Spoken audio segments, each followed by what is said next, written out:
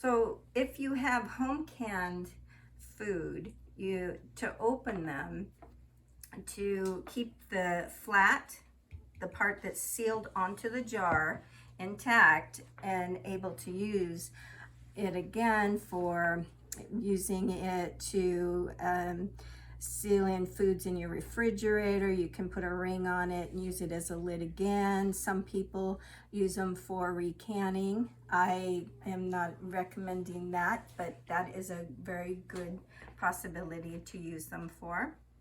The tried and true method has always been to open them with a butter knife, but to keep the lid from bending, you have to be very careful, and it's not easy to do. You want to listen for the sound, and there is a button in the center of the flat, and it is tight.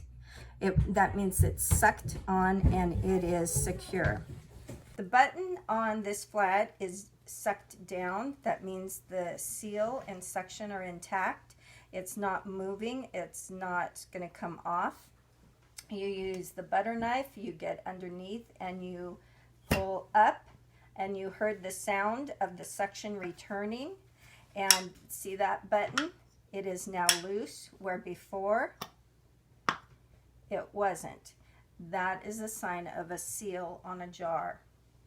So with this, I dented it a little bit.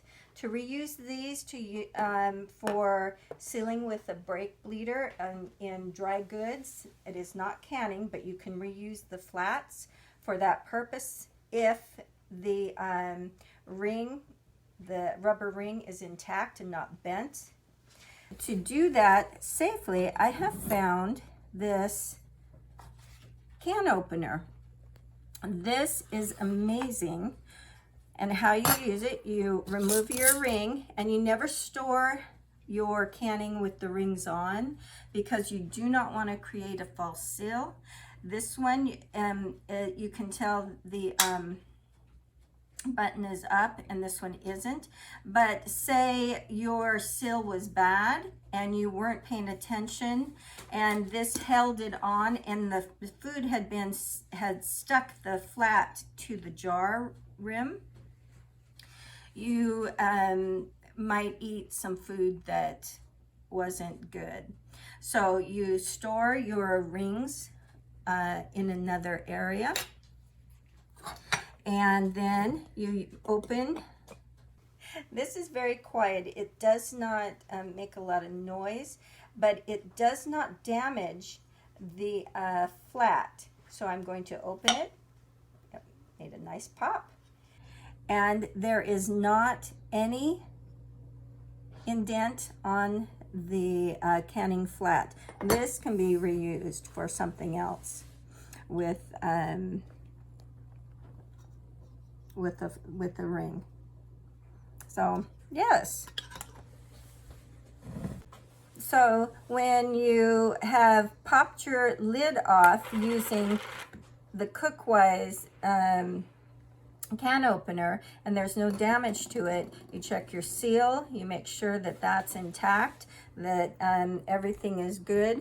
So this lid is a jar topper that is not leak proof, and it's not airtight. So anything, say you had dry goods in here and you wanted to reuse the lid to seal in your dry goods, you could put that on and then put the white topper over it, and because of the flat underneath and the gasket, it makes this white lid airtight and leak proof. So I can do this and it won't leak.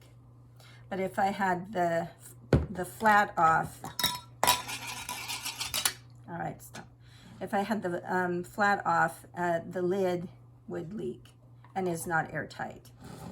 So for any long-term storage, say I had cereal in here and I wanted it in the cupboard, I would use one of these flats that have been used and the white lid.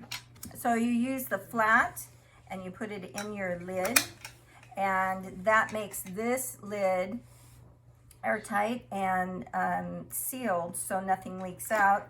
You put it on and you can store it in the refrigerator. None of the odors can go out into your refrigerator, and nothing can go into your food that's in the jar.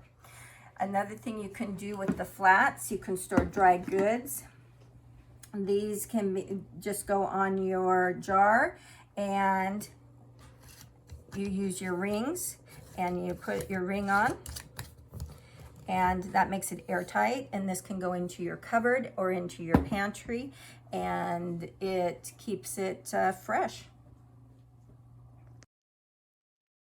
To be aware of new videos like this one, be sure to subscribe to the Preparing for the Time of Trouble channel.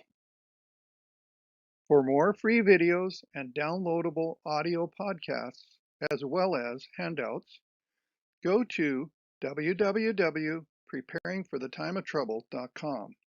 Topic categories include recordings of live seminar presentations, country living, sustainable gardening, homestead remedies, how to be self-sufficient when the grid goes down, wild edible and medicinal plants, hydrotherapy, and end-time Bible prophecies. To take advantage of these free resources, go to preparingforthetimeoftrouble.com.